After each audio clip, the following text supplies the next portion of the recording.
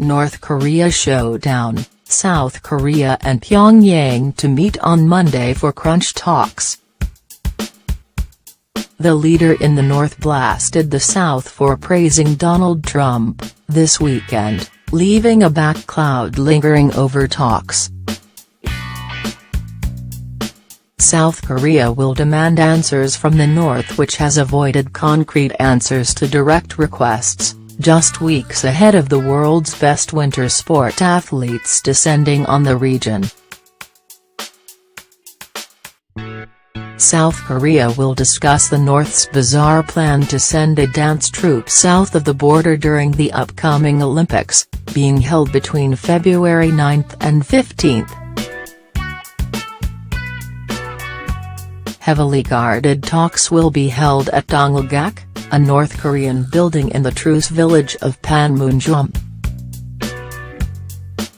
4 arts officials will attend from the North, led by Kwon Hyok-bong, former head of the North's Unhasa Orchestra, who is now director of the Performing Arts Bureau at the Culture Ministry. An ex-girlfriend of Kim's will also be in attendance, as the leader of the all-female Maranbong band set up by Kim. Hyun Song, while believed to be in her late 30s, is famous for performing North Korean propaganda songs and some Western pop music. Hyun, put on the ruling Workers' Party of Korea's Central Committee last year, was once rumored to have been executed.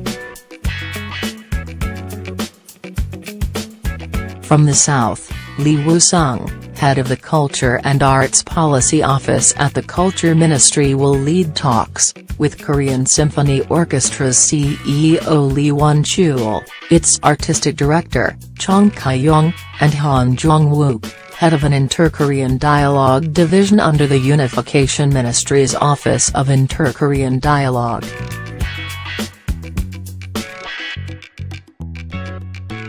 Bizarrely, it is now being suggested the North and the South may conduct a joint performance, despite the frosty relations. The Koreas held their first talks for 2 years this week, in which it was suggested the teams for each would walk together at the sporting championships. Pyongyang, capital of the North, and Seoul in the South could not form an arrangement since Kim's regime refused to give an immediate answer. The North did agree to send a delegation of athletes, cheerleaders, an art troupe and taekwondo demonstration teams. In fresh talks beginning Monday, Seoul will ask for a joint women's hockey team despite the growing tensions between the two. North Korea released a scathing statement after the South praised President Trump's intervention in the region. Kim has threatened to use nuclear bombs against mainland U.S. and has labeled Trump an aggressor. North Korea told South Korea that it will make its decision on the Olympic meeting at a later date.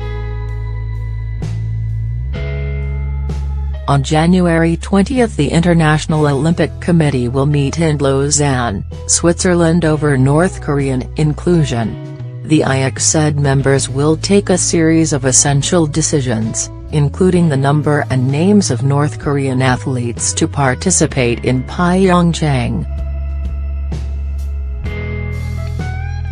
Pyongyang and Seoul have been locked in a tense standoff since the Korean War ended in 1953 in a military stalemate between the two sides.